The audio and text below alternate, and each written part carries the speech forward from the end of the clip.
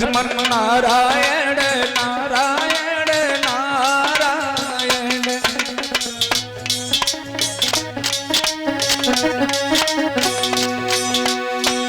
देवर्षि नारद ने हाथ में बीड़ा उठाया और ऋषिराज नारद जब चले हैं, नारायण नारायण नारायण भजमन भजमन भजमन नारायण नारायण नारायण।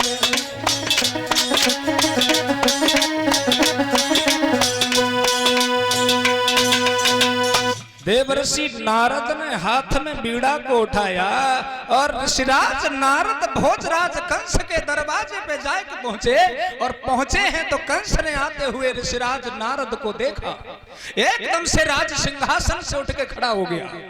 आइए ऋषिराज आइए, बड़ी खुशी है।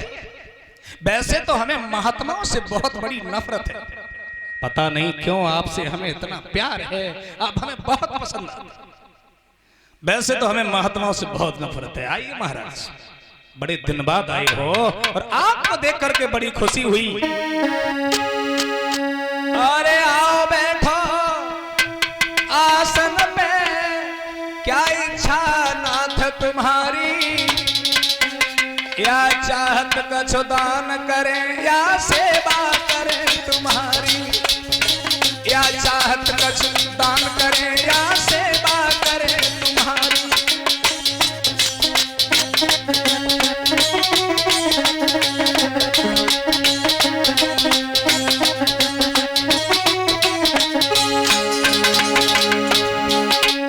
सेवा करें तुम्हारी तुम्हारी सेवा करें तुम्हारी, या चाहत कछु दान करें या सेवा करें तुम्हारी।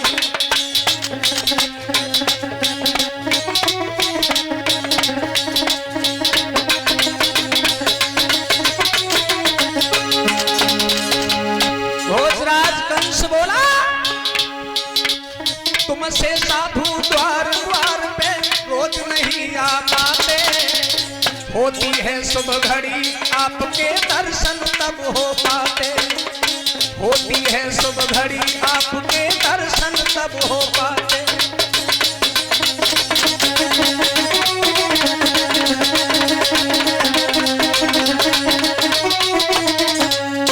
भोजराज कंस, बात क्या है, पहले हम आते थे तो तू बड़ा अच्छा लगता था, बड़ा सुंदर था, बड़ा खुश दिखाई दिया करता था, आज क्या बात है?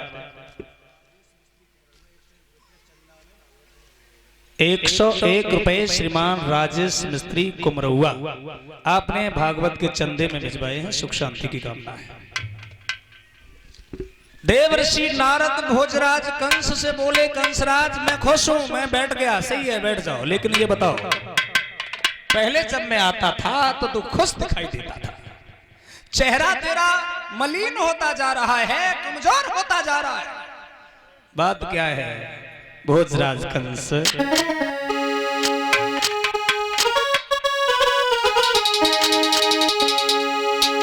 कि तेरे चेहरे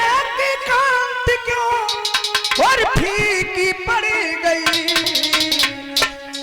क्यों कंस तेरी आज कल हुलिया बिगड़ गई, कंस तेरी आज कल हुलिया बिगड़ गई।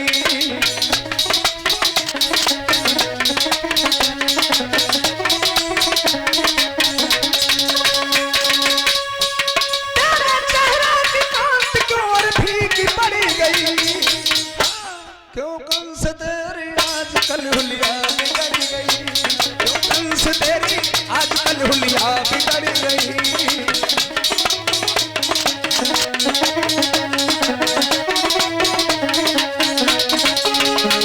बोले चेहरा गुलाब सा सदा खिलता ही रहता था, हर बात पर कंस तू हंसता ही रहता था।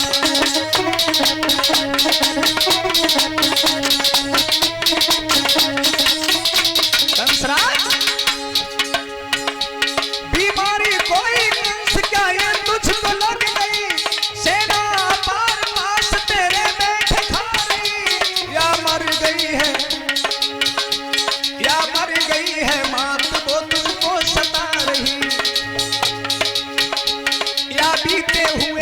काल की कुछ याद आ रही।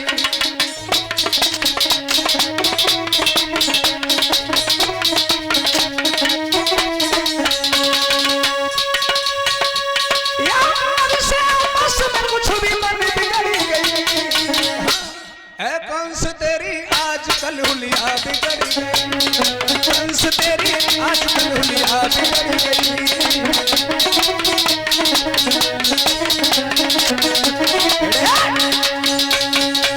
भोजराज कंस, बात क्या है? किस बात से तू दुखी है?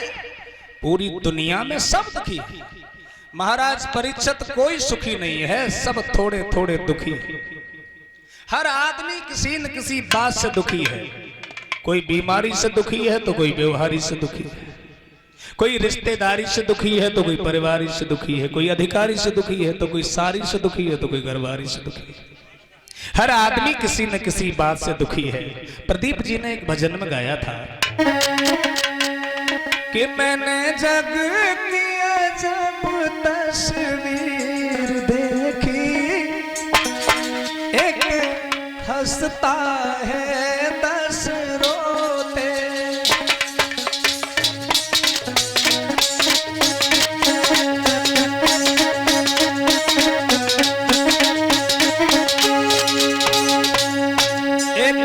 हंसता है 10 रोते। संसार में कोई सुखी नजर नहीं आया। गुरुदेव स्वर्गीय श्री ब्रजेश शास्त्री जी ने एक लाइन में ये कहा था कि आज के संसार में कोई न सुखी है, किसी न किसी बात से हर कोई दुखी है, किसी न किसी बात से हर कोई दुखी है।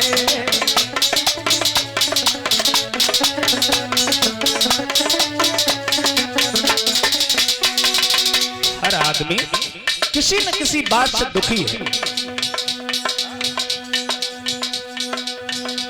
कोई दुखी संतान को कोई संतान से, कोई दुखी सम्मान को कोई सम्मान से।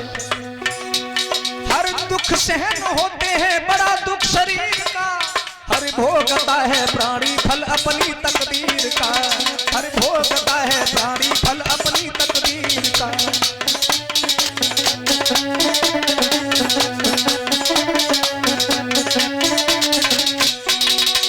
लेकिन आज जो दुख है वो कुछ अलग है। आज जो समस्या है वो कुछ हटके है। घर घर में आज कल की महंगाई मार गई, घर गेहूं मिले उधार तो पिसाई मार गई, कर्मचारी रोगन की सफाई मार गई, फैशन के दौर कपड़ा की सिलाई मार गई, बारे से लेके बूढ़े की दवाई मार गई, बाकी जो कुछ बचा तो फिर लुभाई मार।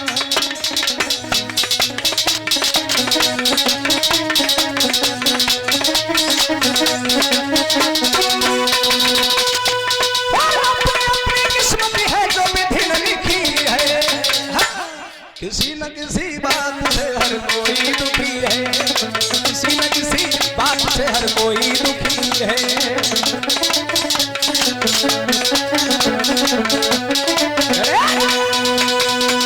भोजराज कंस, अरे तू क्यों दुखी है? पूरा संसार दुखी है, लेकिन तेरे पास तो किसी बात की कमी नहीं है, तेरे पास सेना की कमी नहीं है। अगर शरीर में कोई बीमारी लग गई है तो हमें बता, हम उसका इलाज करें। कोई और बात है तो तू हमें बता, हम उसका निवारण करें। भोजराज कंस बोला, महाराज क्या बताएं, समस्या कुछ ऐसी है। मेरी बहन देवकी, जब मैंने उसकी शादी की, आकाशवाणी हुई, उसके 8वें बच्चे से मेरी मौत है। इस चक्कर में मैंने सभी बच्चों को मार दिया। 8वें गर्भ में लड़का की बजाय लड़की पैदा हो गई। अब मैंने उसे मारना चाहा तो हमारे हाथ से छूट गई। आकाशवाणी हुई, मेरा काल ब्रजमंडल में पैदा हो गया है। देवताओं ने हमारे साथ में चाल चली। अब यह समझ में नहीं आता। विद्वान कहते हैं, ज्योतिषी कहते हैं, बड़े बड़े ज्योतिषियों ने एक बात बताई है महाराज। नंद बाबा और यशोदा के घर में जो 2 लड़के हैं, कृष्ण और बलराम, वो हमारे काल है देवर्षि नारद।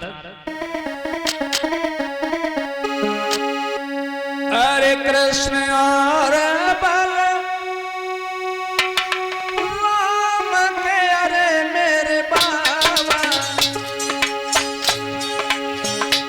मेरे सिर पे है मोती सवार जी।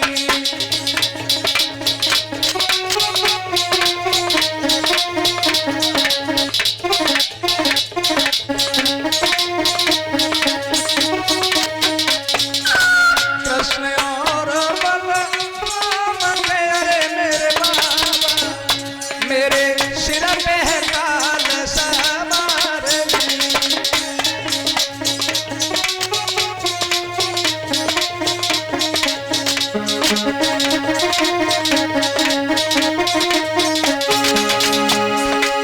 मोए मारन गई पास ते अरे मेरे बाबा भगवान लयो है अब तार जी।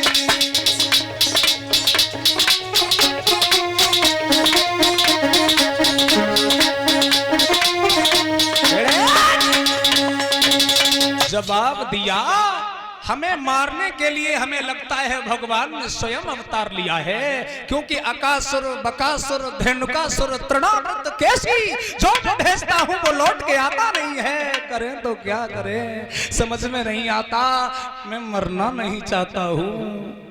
ऋषिराज नारद कोई उपाय हो तो बताओ। देवर्षि नारद बोले उपाय तो बहुत अच्छा है, सांप भी मर जाएगा लाठी भी नहीं टूटेगी। ऐसा उपाय है तुम्हें कुछ करना नहीं पड़ेगा। हाँ फिर ऐसा करो, एक पत्र लिखो और पत्र में साफ साफ ये लिखो कि हम अपने आंगन में धनुष यज्ञ का आयोजन करते हैं और उस धनुष यज्ञ में अगर मान भांजे नहीं होंगे तो सफल नहीं होगा। इसलिए मान भांजों का आना बहुत जरूरी है। पत्र लिख दो साफ साफ, हमारी आपसे कोई दुश्मनी नहीं है। आज तक हम जिस दुश्मनी को मानते थे उसको मित्रता में बदलना चाहते हैं। बाद में अपने दस्तखत कर दो। कृष्ण बलराम अगर नहीं आते हैं तो पूरे यदुवंशियों को कारागार में डलवा दूंगा।